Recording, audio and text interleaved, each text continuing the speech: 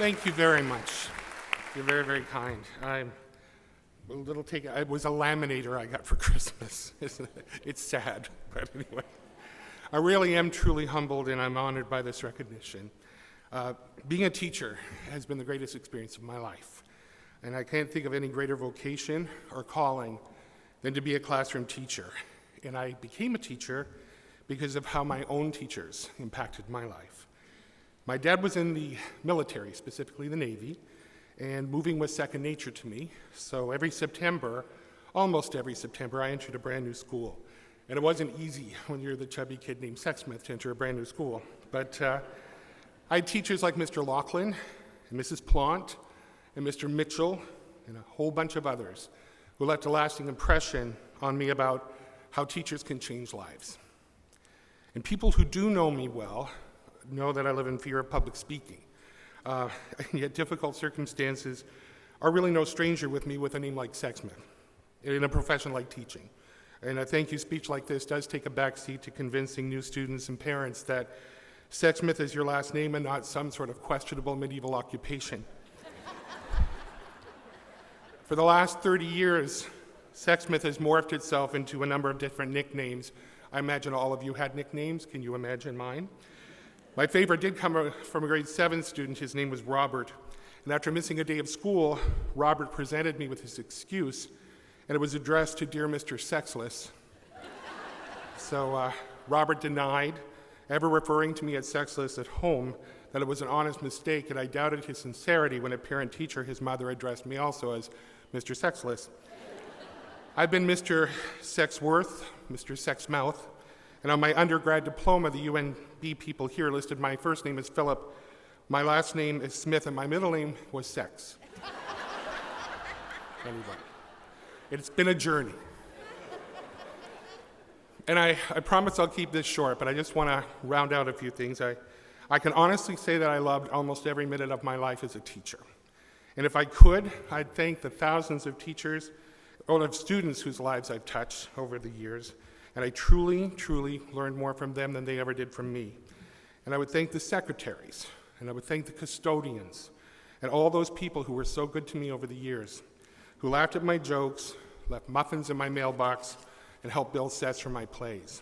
And I would thank those administrators who were protective and nurturing of me as a novice teacher, and who challenged, supported, and encouraged me as I matured throughout my career. And one of them is sitting right there, Mrs. Pam Campbell. But most of all, I would thank my fellow teachers, past and present, who played such an integral role in my professional life.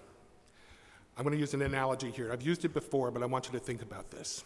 I know very little about stock car racing, but I'm fascinated by races, like the Daytona 500. Because for me, it's all about the pit crew, those people who stand at the sidelines waiting for the car and driver to squeal into the pit. And suddenly the crew is all over the car. Tires are flying, windshields are washed, and fluids are checked. It's incredible. So much better than the race. I'd like everyone here to take a moment to consider who your own pit crew is. Who in your life has helped to support you throughout your career? Good teachers are skilled and dedicated, empathetic, kind, and devoted. And those of us who are teachers commit ourselves completely to the job, and teaching really isn't a typical profession, it really is a way of life. And for years I've spoken to groups about the support teachers provide for students and communities and for one another.